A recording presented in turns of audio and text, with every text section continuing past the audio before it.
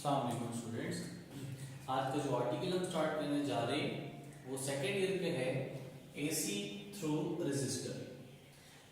हमने आज पढ़ना क्या है कि बेसिकली जब आप रेजिस्टर को कोई भी एक एसी सोर्स से कनेक्ट कर देते हैं तो वो एसी सोर्स से जो करंट आपके पास रेजिस्टर के अक्रॉस जा रहा है और वहां पे जो पोटेंशियल ड्रॉप हो रहा है, हम इस आर्टिकल के जरिए से उन दोनों के दरमियान रिलेशनशिप फाइंड करने जा रहे हैं और उसको हम पढ़ना चाह रहे हैं। सबसे पहले रेजिस्टिव सर्किट क्या होता है। रेजिस्टिव सर्किट को डिफाइन किस तरह किया जाता है? हम डिफाइन इस तरह करते हैं रेजिस्टिव सर्किट को कि resistive circuit is a circuit in which an AC source, that is alternating current source, is connected with only resistor। के एक ऐसा सर्किट जिसमें एक AC सोर्स को आपने रेजिस्टर के अक्रॉस कनेक्ट किया हुआ हो, सप्लाई किया हुआ हो, उस सर्किट को नाम दिया जाता है रेजिस्टिव सर्किट का। अब जो हमने डेफिनेशन लिखी है उसके लिहाज से अगर मैं इसकी जो डायग्राम है उसको मैं कुछ ड्रॉ कर लेता हूं यहां से, तो डायग्राम आपके पास क्या होगी कि लेट से आपके पास ये एक सोर्स है जो कि एक अल्टरनेटिंग सोर्स है। ये जो आपके पास साइन होता है इट मींस दैट ये जो सोर्स आपके पास है ईएमएफ, ये एक अल्टरनेटिंग सोर्स है और इस सोर्स को आप कनेक्ट कर रहे हो किसी भी एक रेजिस्टर के अक्रॉस। तो लेट से हमारे पास जो यहाँ पे रेजिस्टर है वो सपोज करते हैं बेटा कि ये आपके पास क्या है, एक रेजिस्टर है जिसकी रेजिस्टेंस हम आर से शो कर रहे हैं। तो अब ये जो आपके पास सर्किट है इस सर्किट को नाम दिया जाएगा, this circuit is known as resistive circuit.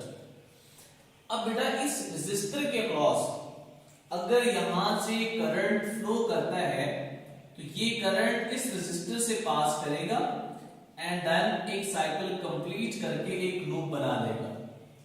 तो इसमें से जो करंट फ्लो कर रहा है, लेट्स से इसको हम डिनोट करते हैं कैपिटल आई से।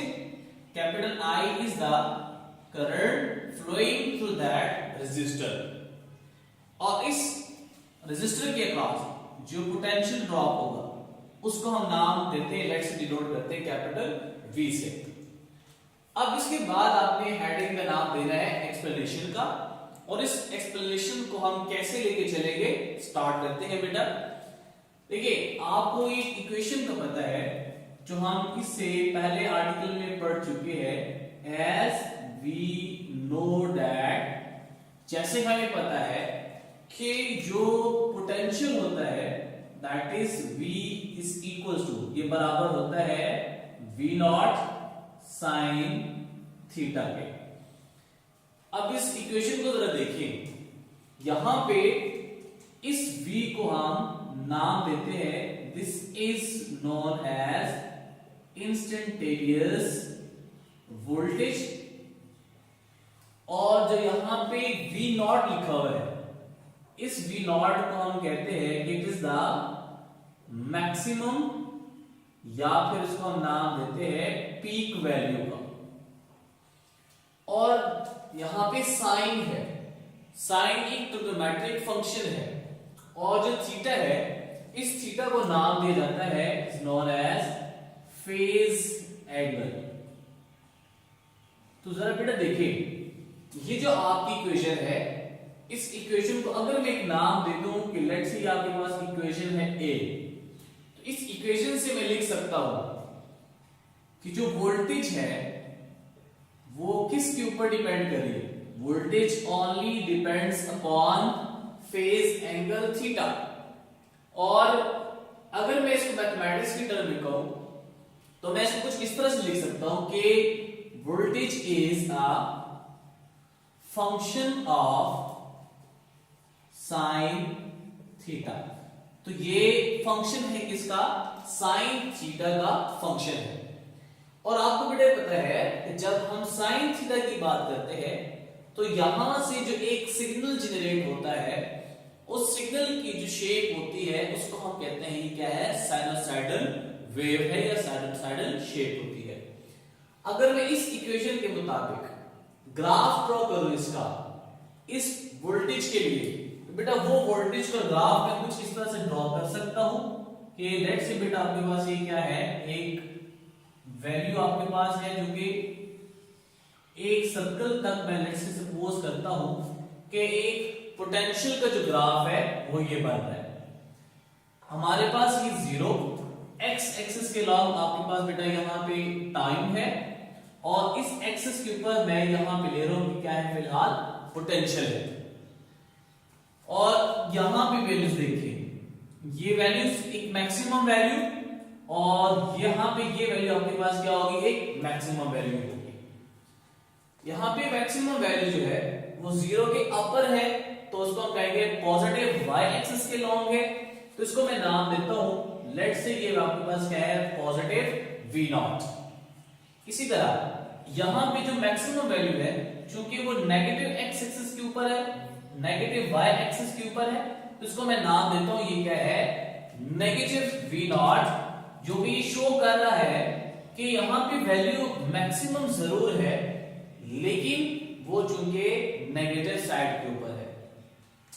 अगर इस इक्वेशन ए के ऊपर है, आप क्या करें, आप डिवाइड करें इक्वेशन ए को, divide equation A by capital R, both sides पे आप कैपिटल आर से इसको डिवाइड कर दें। इट मींस दैट यहां पे आपके पास बनेगा v divided by r is equals to v0 divided by r into यहां पे आपके पास क्या है, साइन थीटा। अब जरा देखिए बेटा, अगर आपको चैप्टर 2 याद हो, पिछले जब हम इस बुक का सेकंड चैप्टर पढ़ रहे थे, तो उसमें आपने क्या पढ़ा था, according to Ohm's law I is equals to v by r के। तो इस इक्वेशन को जरा देखें, तो v बाय r है, तो इसकी जगह मैं लिख सकता हूं कि I इज इक्वल्स टू, और v0 और r है, इट मींस दैट यहां पे क्या आएगा, I0, और जो आपके पास साइन थीटा है ये एज इट इज आ जाएगा। इस इक्वेशन को जरा मैं नाम देता हूं कि ये क्या है, इक्वेशन बी है। अब जरा इस इक्वेशन बी को देखें, तो इसको हम लिखते हैं कि यहां पे ये जो वैल्यू है, इस वैल्यू को मैं लिख सकता हूं कि ये करंट की एक इंस्टेंटेनियस वैल्यू है, और यहां पे ये जो थीटा है इसको हमने जहां पे नाम दिया था फेज एंगल का, इसी को हम यहां पे भी नाम देंगे, ये क्या है, फेज एंगल है। और जो आपने ये I0 लिखा हुआ है, इस I0 क्या है, ये हम कहते हैं ये क्या है, पीक वैल्यू है करंट की, सेम उसी तरह जिस तरह यहां पे पोटेंशियल की पीक वैल्यू थी। अब बेटा इस इक्वेशन बी के ऊपर भी देखें, तो ये जो I है ये डिपेंड किसके ऊपर कर रहा है, फेज एंगल के ऊपर डिपेंड कर रहा है, और साथ में जो ट्रिग्नोमेट्रिक फंक्शन है वो साइन है।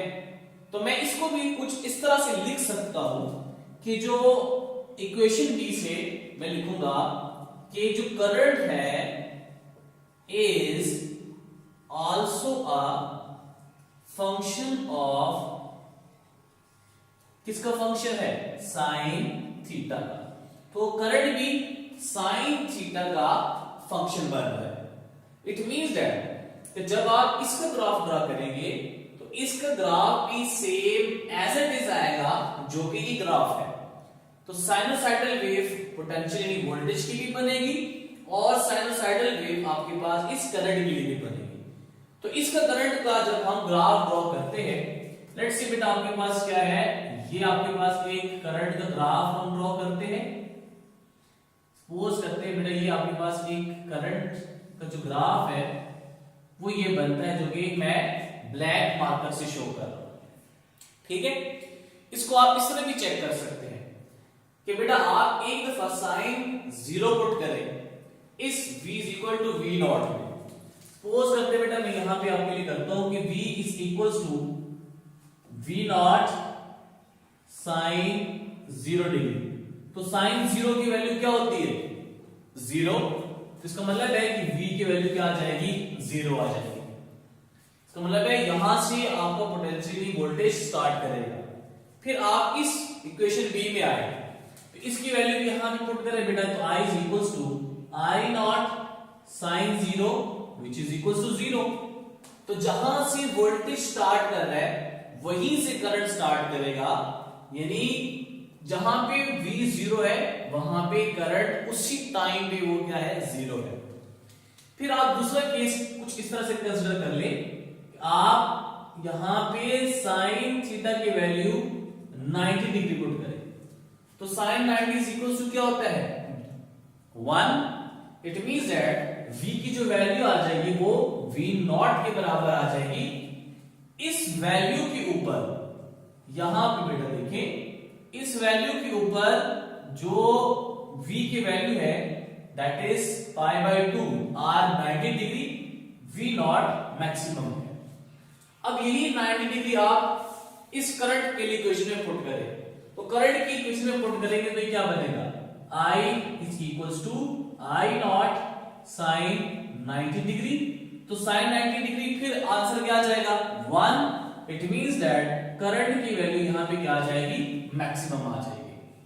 तो जरा देखिए इसी पाई बाय 2 के ऊपर पोटेंशियल की वैल्यू भी मैक्सिमम है और करंट की वैल्यू भी यहां पे क्या है मैक्सिमम है। फिर आप इसी को आगे फर्दर प्रोसीड कर सकते हैं कि आप अब 90 डिग्री की बजाय 180 पुट करें, फिर आप उसकी जगह बेटा 270 पुट करें, फिर 360 डिग्री पुट करें, तो हर पॉइंट्स के अकॉर्डिंग आपके पास ग्राफ ही बनेगा। जहां पे वोल्टेज की वैल्यू मैक्सिमम होगी वहां पे करंट की वैल्यू भी क्या होगी मैक्सिमम होगी, जो कि मैंने लेट्स सी इसका डायग्राम आपके पास है वो कुछ ग्राफ कैपिटल I से यानी ब्लैक मार्कर से शो किया हुआ है।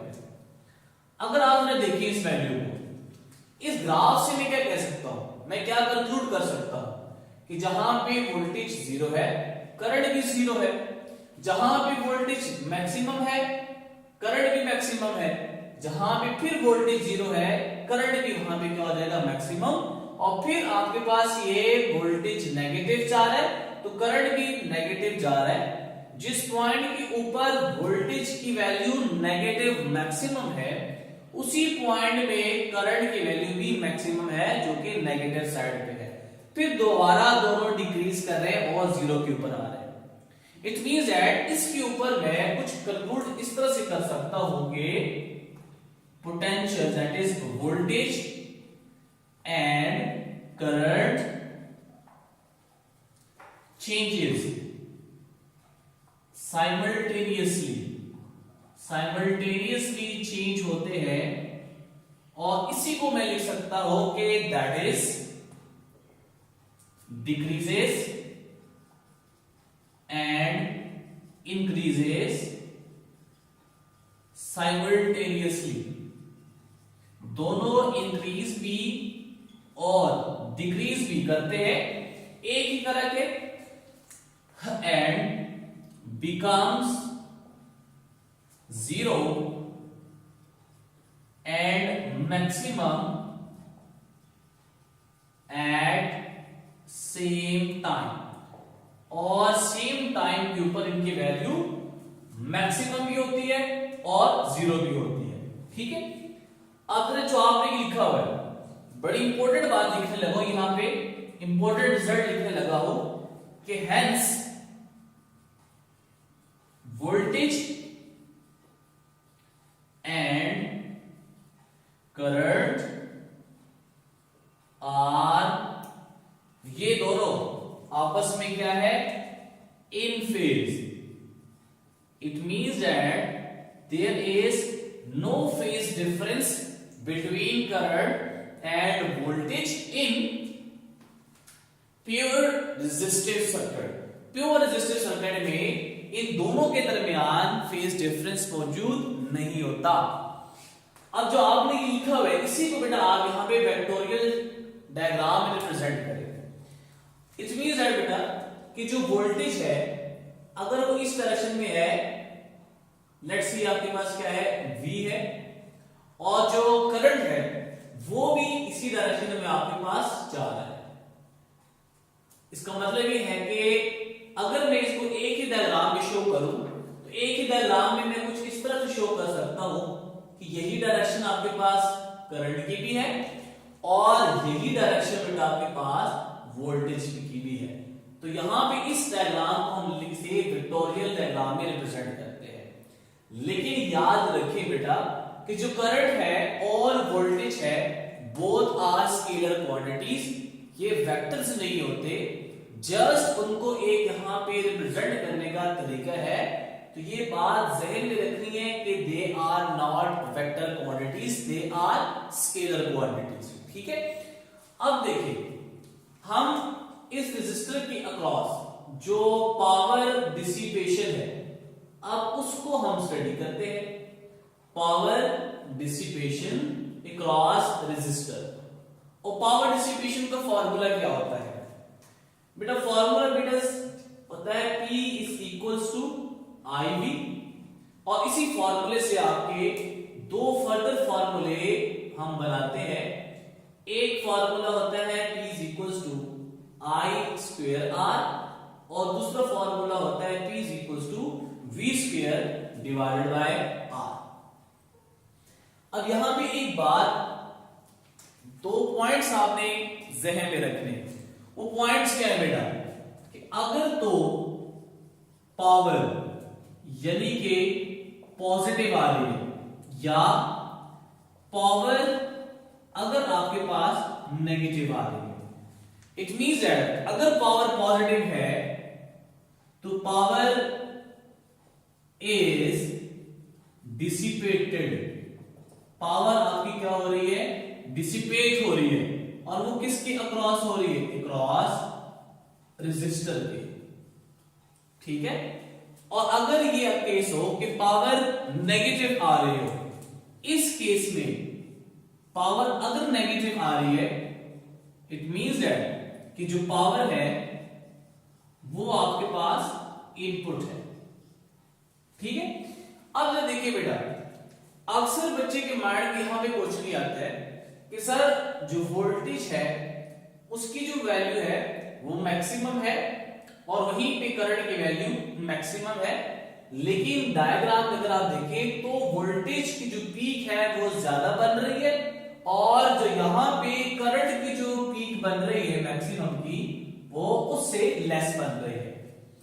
तो बेटा इसकी रीजन देखें, आपने फॉर्मूला पढ़ा है कि जो V is equals to I R। ठीक है, अब जो सर्किट में यहां पे रेजिस्टर लगा हुआ है इसकी वैल्यू के ऊपर डिपेंड करता है कि वोल्टेज कितनी हो, और अगर ये वोल्टेज ग्रेटर आनी चाहिए I से तो ये कब हो सकता है? अगर ये तब हो कि जो R की वैल्यू है वो 1 से क्या हो जाए? ग्रेटर हो जाए। तो हाँ, हमारे सर्किट में तो जो रेजिस्टर लगा होता है वो मेगा ओम में लगा होता है, यानी उसकी वैल्यू 1 से ज्यादा होती है, तो इसलिए जो वोल्टेज की पीक वैल्यू आती है वो करंट के मुकाबले में ज्यादा होती है। अब आपके पास पावर डिसिपेशन है, तो पावर डिसिपेशन को हम जरा ड्रॉ करते हैं। ठीक है बेटा, जरा देखिए, अगर आप इन जो आपने ये ड्रॉस किए हुए हैं, डायग्राम ड्रॉ की हुई है, इन डायग्राम को जरा देखिए, मैं इसको 4 हिस्सों में डिवाइड करता हूं, 4 क्वार्टर में डिवाइड कर देता हूं।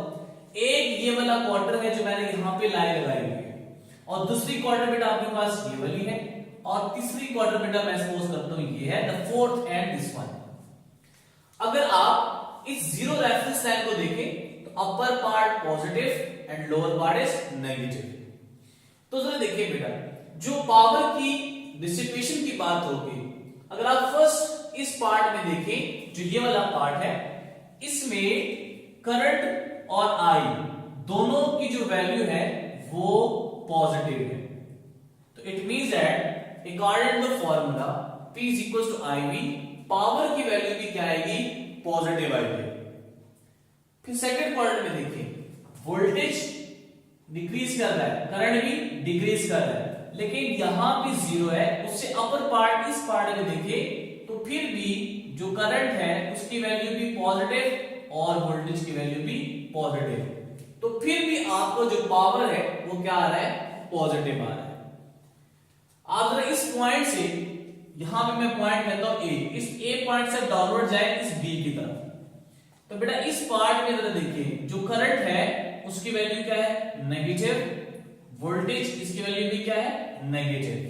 तो आप इस फॉर्मूले में पुट करें तो ये आएगा P is equals to minus I into minus V, तो फिर भी आपका नेगेटिव नेगेटिव आंसर क्या आ जाएगा, पॉजिटिव आ जाएगा।